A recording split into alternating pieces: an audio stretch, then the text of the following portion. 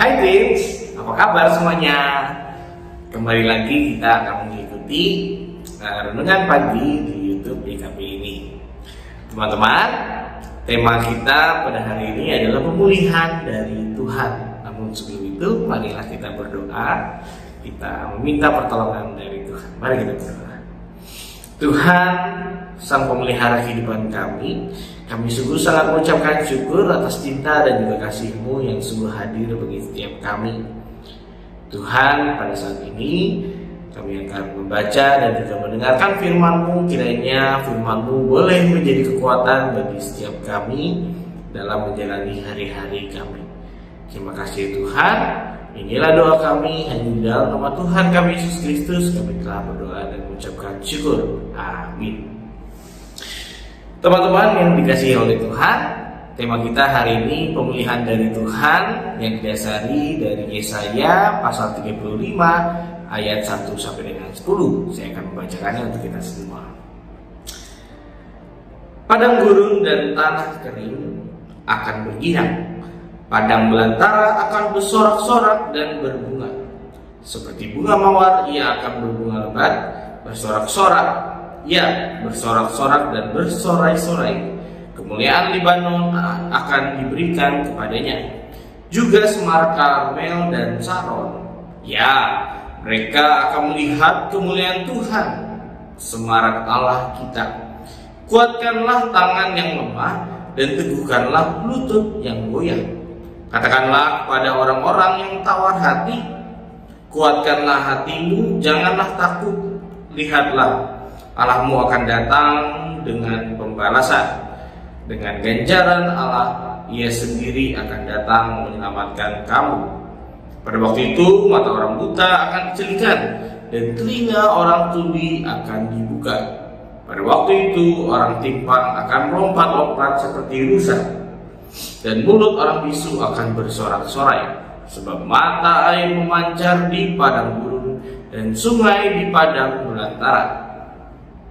Tanah pasir yang hangat akan menjadi kolam dan tanah gersang menjadi sumber-sumber air.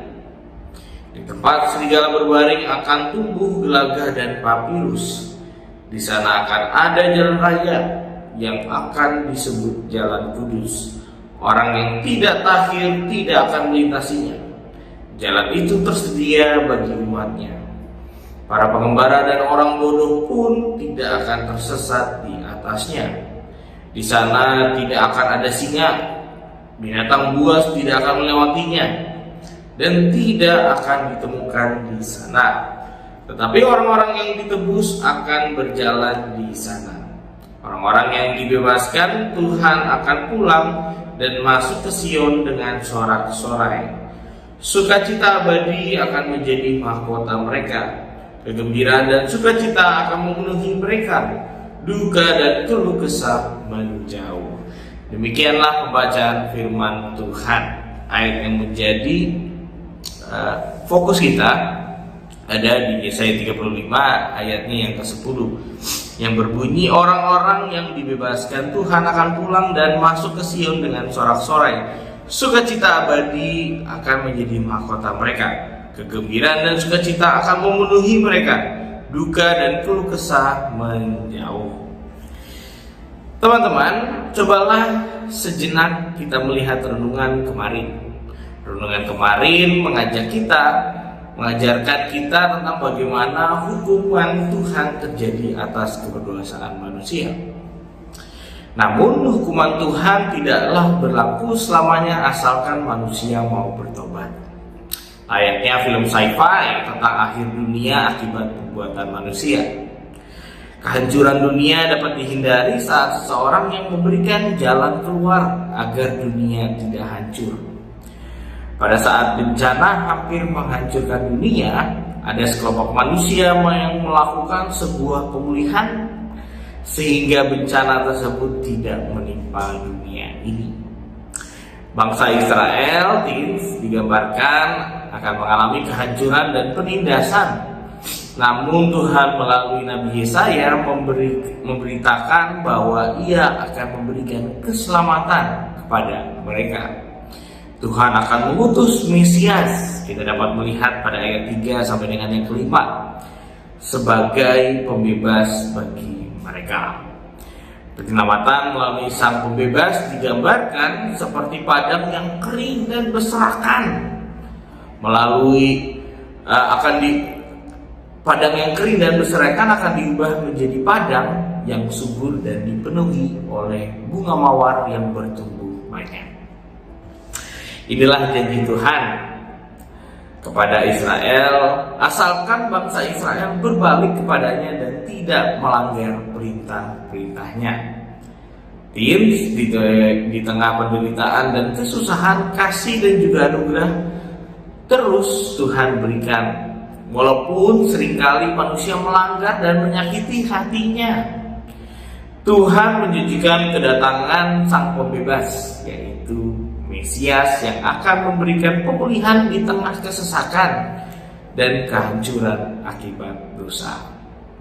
Yesus adalah Mesias yang datang dan telah membebaskan kita dari kuasa maut. Pembebasannya menjadikan umat manusia terbebas dari kuasa maut dan memperoleh keselamatan. Oleh karena itu, marilah kita bersyukur atas kasih dan kebaikan Tuhan kepada kita melalui pemulihan yang diberikannya. Demikianlah pemberitaan firman Tuhan. Kita mengucapkan syukur atas pemulihan dan juga penyertaan dan pemeliharaan yang Tuhan berikan kepada setiap kita.